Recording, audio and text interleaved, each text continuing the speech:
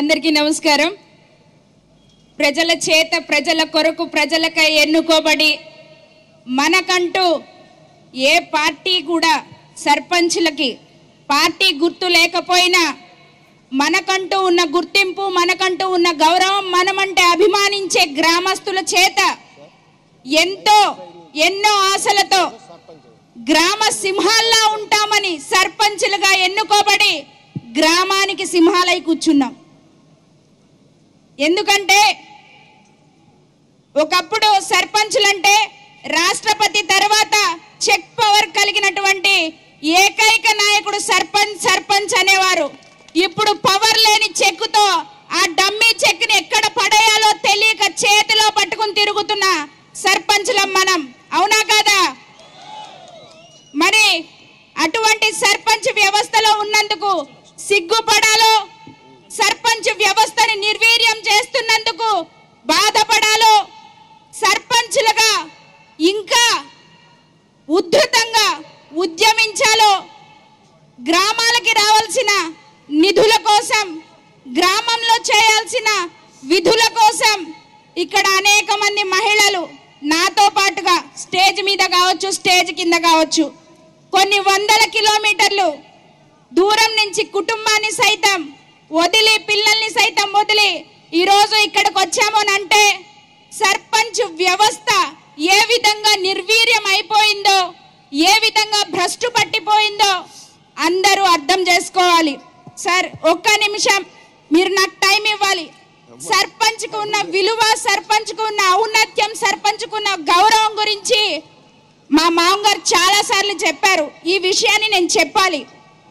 ఎందుకంటే నా కుటుంబం కొవ్వూరు నియోజకవర్గం సార్ గురించే సార్, ఇది చంద్రబాబు నాయుడు గారి గురించి మా మామగారు చాలాసార్లు చెప్పారు. కొవ్వూరు మండలం కాపవరం గ్రామ సర్పంచ్గా నేను పనిచేశాను సార్.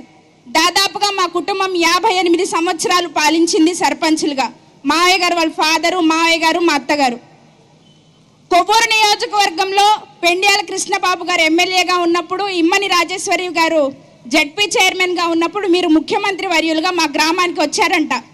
వచ్చినప్పుడు ఈ కాంగ్రెస్ పార్టీ కండువా చూసి కృష్ణబాబు గారు, అప్పుడు మా అత్తగారు సర్పంచ్గా ఉన్నారు, ఉంటే కృష్ణబాబు గారు వాళ్ళందరూ కూడా వాళ్ళు కాంగ్రెస్ వాళ్ళు వద్దు, వాళ్ళని పిలవద్దు అని పిలవలేదంట సర్పంచ్ని. అప్పుడు చంద్రబాబు నాయుడు గారు సీఎంగా ఆ గ్రామానికి వచ్చి అక్కడ ఉన్న మీటింగ్ ఆపేశారంట.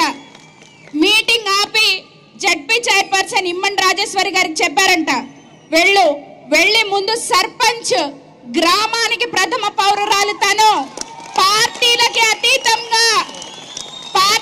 అతీతంగా ఆమెను తీసుకొచ్చి ఇక్కడ కూర్చోబెట్టాలి అని చెప్పినటువంటి మహానేతతో ఈ రోజున ఈ స్టేజ్ పంచుకున్నందుకు, ఈ అవకాశం నాకు వచ్చింది ఒక సర్పంచ్ గాని గర్వపడుతూ, ఇందాక నుంచి నేను పదే చూస్తున్నాను. మా రాజేంద్ర ప్రసాద్ గారు అంటున్నారు మా నిధులు దొంగలించబడ్డాయి.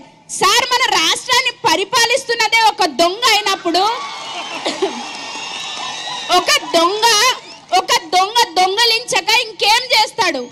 అది పంచాయతీ నిధులు కావచ్చు, యువత ఉద్యోగాలు కావచ్చు, అమరావతి రాజధాని కావచ్చు, పేద బడుగు బలహీన వర్గాల ఉపాధి కావచ్చు, మనకి రావాల్సిన నిధులు కావచ్చు, ఏదైనా కూడా ఒక దొంగ దొంగిలించకుండా ఇంకేం చేస్తాడు?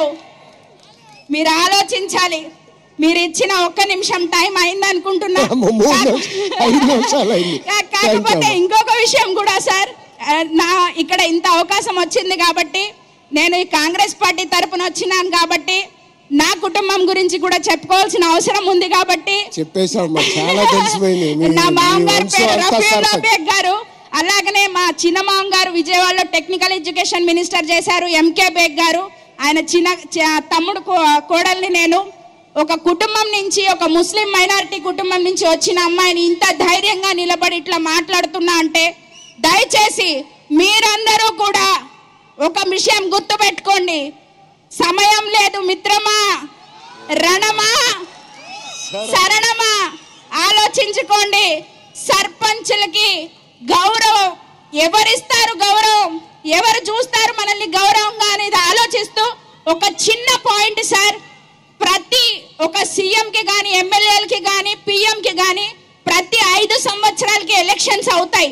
కానీ మన దౌర్భాగ్యం ఏంటంటే 5 సంవత్సరాలు దాటిన తర్వాత మనకి ఎలక్షన్స్ ఉంటాయో లేదో తెలీదు. స్పెషల్ ఆఫీసర్స్ పరిపాలన తీసుకొస్తారు. అటువంటివి లేకుండా ప్రతి 5 సంవత్సరాలకి సర్పంచ్లకు కూడా ఎలక్షన్స్ పెట్టేలాగా చర్యలు అందరూ తీసుకుంటే బాగుంటుందని కోరుకుంటూ జై హింద్.